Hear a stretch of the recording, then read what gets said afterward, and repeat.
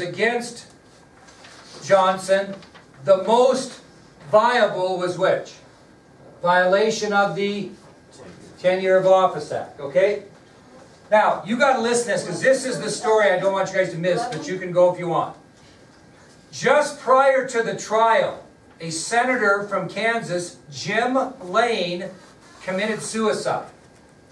Just before this trial, a senator from Kansas, a Republican senator by the name of Jim Lane, committed suicide. So what had to happen? They had to replace him. Well, they replaced him with a guy by the name of Edmund G. Ross. Now this is the kid, this is the one the kid wrote on. This is the person that this student wrote on as someone he admired and why. Well, the trial ensued, and when it got over, the Senate would vote on whether or not the president would be removed from office or not. And you had to have a 2/3 majority to do that. So they go down the roll call, senator from Alabama, yay or nay, all the way down, in alphabetical order, basically. Okay? Now, although it wasn't necessarily in alphabetical order. But the votes cast, the votes cast, the votes cast, and there's one vote to be cast, and they're one vote from 2/3 majority. And guess who's casting this vote? Edmund G. Ross. If he votes that the president's out of office, he's out of office. If he votes that he stays in office, he stays in office. Okay? He's going to determine the future of the president of the United States. He's a Republican. Which way is he going to vote? You certainly would think so, right? Politics say he's a Republican. We're going to follow party lines. Okay, we're not going to use our own head. We're going to succumb to pressure. So Republicans in Congress, especially those radical Republicans, were certain that Ross would cast the remaining vote to rid him of President Johnson once and for all. Ross stood on the floor of the Senate under tremendous pressure and cast the vote not guilty. Not guilty. You guys can go if you know. So how is he not guilty if he actually did break the law? You still go through trial, and there was all kinds of defense on why he did. It's just like a trial. So then, O.J. Simpson didn't murder anybody according to the trial, okay? But moving on. Moving on. The radical Republicans were just in shock. Yep. So impeachment doesn't have to be a decision like a regular court ruling? 2/3. That's all it has to be at this time. Will he go to jail after he gets impeached by the 2/3, or will he have another regular trial? No, if he's in, well, now impeach is different. If you're impeached, if you're knocked out, you're done. And if there's criminal proceedings that go with that, then you go to jail. Okay? All right. So anyway, his punishment could potentially be just being removed from office and not. That was actually what it was going to be. Very seldom they're going to put him in jail. If someone is like removed from office, do they have to go to a different trial for like criminal trials? If they would, if there was criminal proceedings, they would. And then it would be. But that isn't going to happen. You know, that normally is going to happen. He could, I suppose, but it hasn't. Nixon never got that far. But anyway, let's continue on here. Quit the chit chat, okay? So. The radical Republicans were in total shock at Ross's decision, no question. And as a result, Johnson remained in office. Basically, he served the end of his term. His political career was saved. And he went on with life.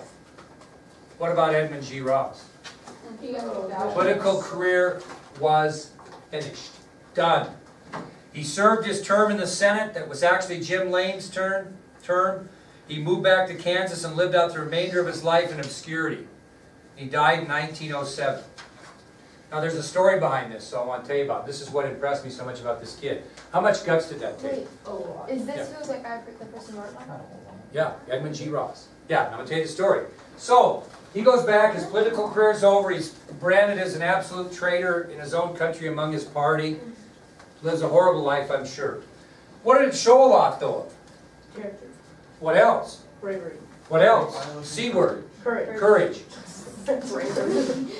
In 1956, while recuperating from back surgery, Senator John F. Kennedy wrote a Pulitzer Prize-winning book, you have to write this down, called Profiles in Courage.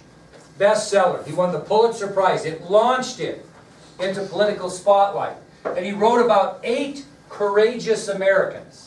8 people in American history that did something courageous. Edmund G. Ross is in Profiles in Courage, in John Kennedy's book of Profiles in Courage. And this is what it said in the book. I'll read it to you. This is what it said. This is what Edmund G. Ross's reaction was to the Tenure of Office Act, the impeachment, the trial, and the decision. I looked down into my open grave. In a lonely grave, forgotten and unknown, lies the man who saved a president, and who was, as a result, may well have preserved for ourselves and posterity constitutional government in the United States. The man who performed in 1868 what one historian has called the most heroic act in American history, incomparable, more difficult than any deed of valor upon the field of battle. But a United States Senator whose name no one recalls, Edmund G. Ross of Kansas. I want to read this one part again. The man who performed in 1868 what one historian has called the most heroic act in American history, incomparable, more difficult than any deed of valor upon the field of battle. He said what he did was more valorous, so to speak, than someone that gave their life in a battle. Because he saved the Constitution. He did not let a group of radical politicians run the country.